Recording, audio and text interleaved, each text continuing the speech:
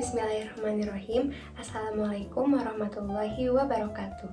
Perkenalkan, nama saya Cinta Nurhidayah Zain dengan NIM 2301067 dari kelas 6B Program Studi Pendidikan Guru Sekolah Dasar Fakultas Ilmu Pendidikan Universitas Pendidikan Indonesia. Adapun tujuan dan maksud video ini dibuat yaitu untuk mempresentasikan hasil media pembelajaran yang sudah saya buat berupa PPT interaktif pada materi kalimat transitif dan intransitif.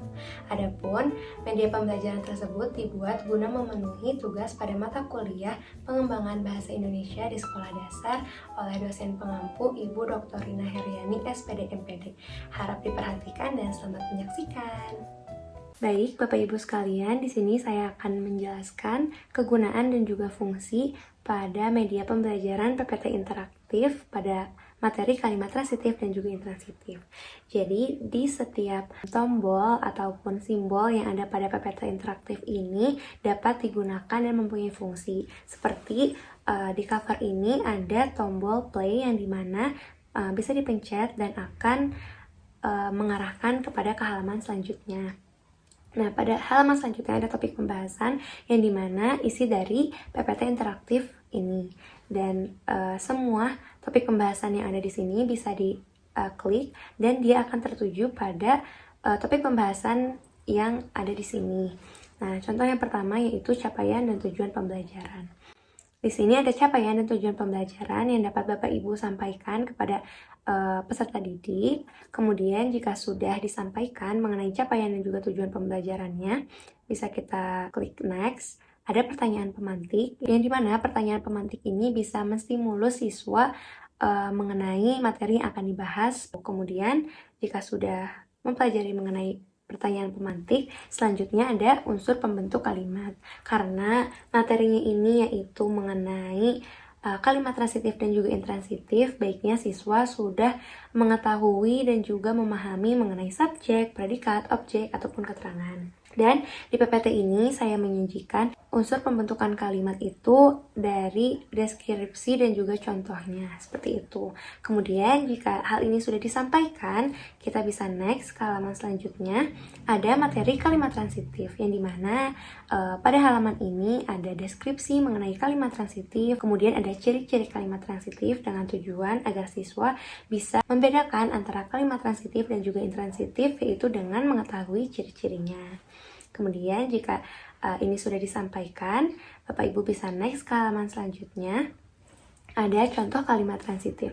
Nah, contoh kalimat transitif yang ada pada halaman ini lebih detail seperti lunas sebagai subjek, membeli sebagai predikat, dan seterusnya. Kemudian jika hal ini sudah disampaikan, kita bisa lanjut ke halaman selanjutnya, yaitu mengenai kalimat intransitif. Di sini juga ada deskripsi dan juga ciri-ciri pada kalimat transitif. Kemudian pada slide selanjutnya ada contoh kalimat intransitif, dipisahkan gitu ya dari kalimatnya dengan kata-kata yang terpisah gitu, seperti Sinta sebagai subjeknya, belajar sebagai predikat, di kamar keterangan tempat, dan lain sebagainya. Kemudian jika hal ini sudah disampaikan, kita bisa lanjut ke slide selanjutnya, yaitu berisi tabel perbedaan kalimat transitif dan kalimat intransitif. Adapun hal ini saya buat agar siswa mudah membedakan antara kalimat transitif dan intransitif dengan diberikan tabel. Kemudian jika hal ini sudah disampaikan, Bapak Ibu bisa next ke slide selanjutnya. Di sini siswa diberi kasus atau diberi masalah pada suatu cerita yang dimana nanti siswa akan membaca dan harus mengetahui mana kalimat yang termasuk kalimat transitif dan juga mana kalimat yang intransitif. Dan di sini sudah saya pisah-pisahkan kalimatnya. Jadi apakah siswa bisa mengetahui kalimat tersebut merupakan kalimat transitif. Contohnya, seperti Rani membawa bekal makanan ke sekolah. Misalnya, siswa menjawab kalimat tersebut merupakan kalimat transitif. Maka kita bisa cek kebenarannya dengan mengklik kalimat tersebut. Jawaban benar. Kemudian kita bisa klik tombol back-nya dan kembali ke halaman yang semula. Begitupun untuk contoh-contoh kalimat yang lainnya. Kemudian slide selanjutnya yang berisi latihan. Di sini saya menyediakan dua latihan yang berbeda, dan latihan ini dapat Bapak Ibu klik dan akan berpindah ke word wall. Nah, saya akan menjelaskan mengenai evaluasi yang pertama. Di sini siswa harus menaruh dari contoh kalimat.